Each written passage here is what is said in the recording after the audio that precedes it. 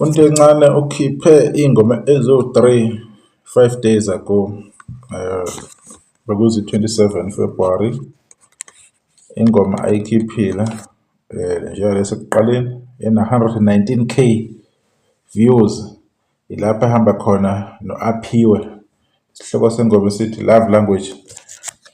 uNtencane ucula kahle kakhulu ngale ntokazi esesencane enethalente elimangazayo ethembisayo ukuthi if ikhanda layo lingaba sendaweni right kuningi-achieve. Bese kuba enye ingoma uNtencane aqhamuka kuyo ithi uthando lwami.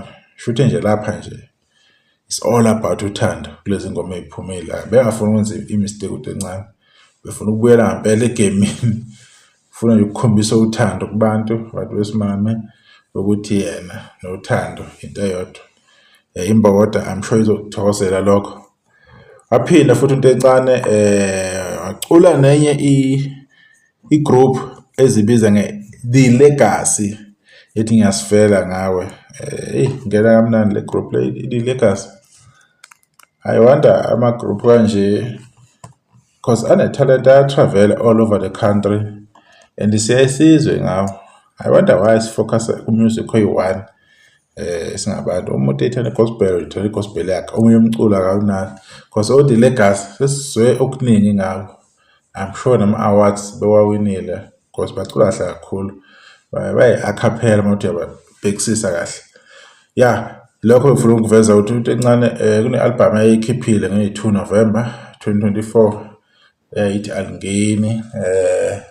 Lo album leyo yona yaphusha indlela ephusha ngayo, kodwa kusephinde warelease lezi ngoma ezo-3 esinethemba lokuthi zizohamba kahle njengoba zikhombisa ukuthi zihamba kahle. Ziney'nsuku nje eziwu-5 kuphela ziphumile. Kulo nyaka uMaskandi bafuna ukwenza indlela ehlukile, abayitheli abandayo, and iyangijabulisa into abayenzayo mina, iyangithusa kakhulu. Bakhombisa ukuthi abanayo indlela eyodwa yokwenza izinto. There are different ways of doing things, which is very, very good when it's come to uMaskandi. Umuntu akhombise elinye iside ukuthi I can also do this thing le ebingalindelekile. Ukurelease music kanje kukahle ngempela.